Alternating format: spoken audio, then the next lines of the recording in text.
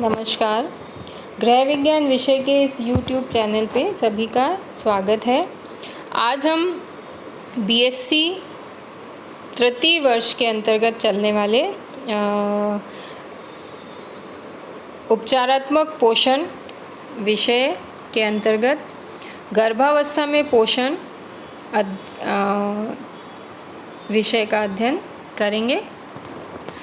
गर्भावस्था क्या होती है, गर्भावस्था के अंतर्गत क्या शारीरिक परिवर्तन गर्भवती माताओं में होते हैं और गर्भवती माता को किस प्रकार का पोषण चाहिए होता है, या हम यूँ कहें कि इस अवस्था में क्या क्या परिवर्तन हमें उसके पोषण में करने होते हैं, इन सब का विस्तार से अध्ययन इस चैप्टर के अंदर किया जाएगा।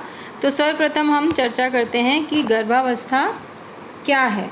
तो गर्भावस्था स्त्री के जीवन की एक विशेष शारीरिक अवस्था होती है, अर्थात ये एक सामान्य अवस्था से थोड़ी अलग अवस्था है जिसमें उसे विशेष प्रकार के परिवर्तन उसके शरीर में होते हैं और उसे उसके शरीर की पोषण संबंधी आवश्यकताएं जो हैं वो भी बदल जाती हैं, और या हम यूँ कहें कि ज़्यादा हो जाती हैं एक सामान्य स्त्री के तुलना में। तो सर्वप्रथम हम इसकी परिभाषा को देखें तो गर्भावस्था जो है एक प्रजनन संबंधी अवस्था है, और इस अवस्था में एक स्त्री के गर्भाशय में भ्रूण होता है और इसी अवस्था को हम गर्भावस्था कहते हैं। और इसके पश्चात प्रसव के द्वारा महिला शिशु को जन्म देती है, और यह जो अवस्था है ये सामान्यतया 9 माह तक की अवस्था होती है। इसके पश्चात शिशु के जन्म के पश्चात धात्री अवस्था प्रारंभ हो जाती है, जिस अवस्था में महिला द्वारा अब जो नवजात शिशु है उसको दुग्ध उत्पादन उसके शरीर से होने लग जाता है, स्तनपान कराया जाता है, तो वह धात्री अवस्था है जिसका अध्ययन हम अगले अध्याय में करेंगे। तो यहाँ हम चर्चा करेंगे कि गर्भावस्था क्या है और आगे इसकी अवस्थाएं क्या है। तो गर्भावस्था को जो 9 माह तक की अवस्था है इसे अगेन 3 अवस्थाओं में बांटा गया है: डिंब अवस्था, भ्रूणावस्था और गर्भस्थ शिशु अवस्था।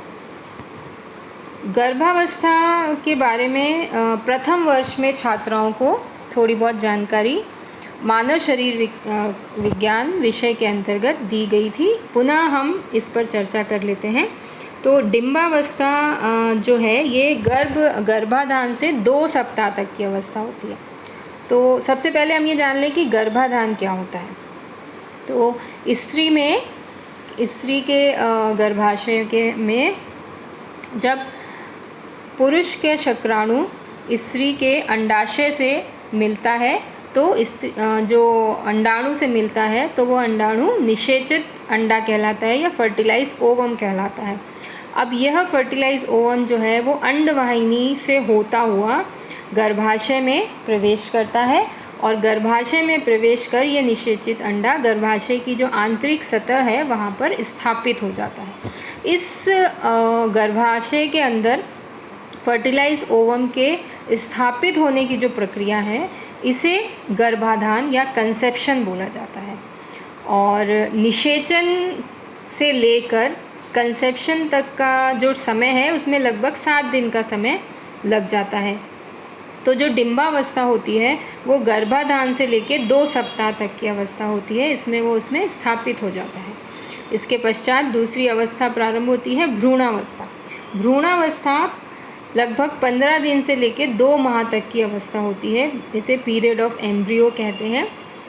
इस अवस्था में जो निषेचित अंडा गर्भाशय की आंतरिक सतह पर स्थापित हुआ था वह अब भ्रूण में परिवर्तित हो जाता है, और यह भ्रूण गर्भवती माता के आपरा या जिसे प्लासेंटा बोला जाता है उस प्लासेंटा से अटैच हो जाता है, और प्लासेंटा से जुड़ने के पश्चात भ्रूण को जो गर्भवती माता के रक्त द्वारा पोषक तत्व भ्रूण को प्राप्त होने लग जाते हैं।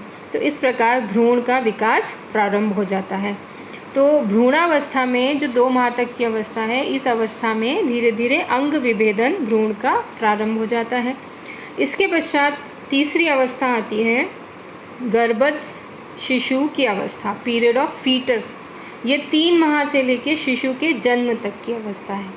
तो इस अवस्था में जो भ्रूण है उसमें उसके शारीरिक अंगों का धीरे धीरे विकास होने लग जाता है। सर्वप्रथम सिर का विकास होता है। सिर का विकास, सिर का निर्माण प्रारंभ हो जाए कोशिका विभाजन के द्वारा, कोशिका विभेदन के द्वारा।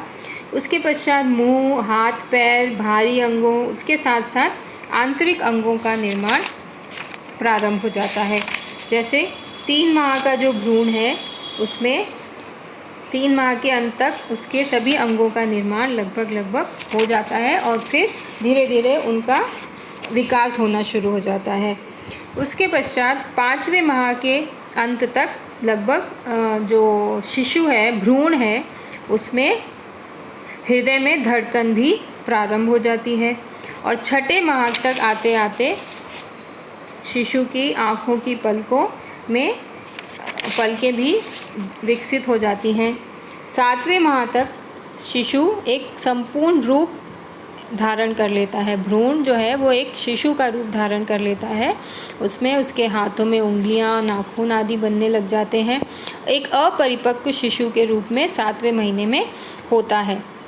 और अगर 7वें महीने में गर्भवती माता का प्रसव हो जाता है किसी कारण से, तो इस समय जो शिशु का जन्म होता है उसे अपरिपक्व शिशु कहा जाता है और उसकी बहुत ज़्यादा देखभाल करनी होती है।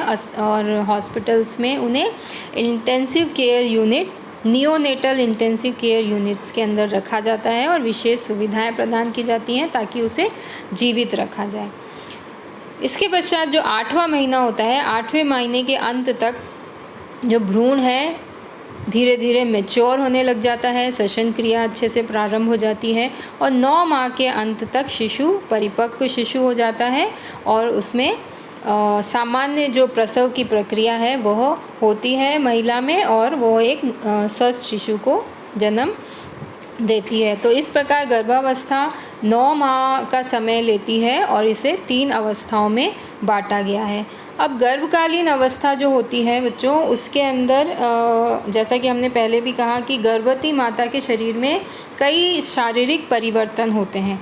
तो हमें इस विषय के अंतर्गत इन शारीरिक परिवर्तनों का विस्तार से अध्ययन करना है। तो अगले अध्याय में या अगले इस चैप्टर के अगले पार्ट में, नेक्स्ट पार्ट में हम गर्भावस्था में होने वाले शारीरिक परिवर्तनों का अध्ययन करेंगे। धन्यवाद।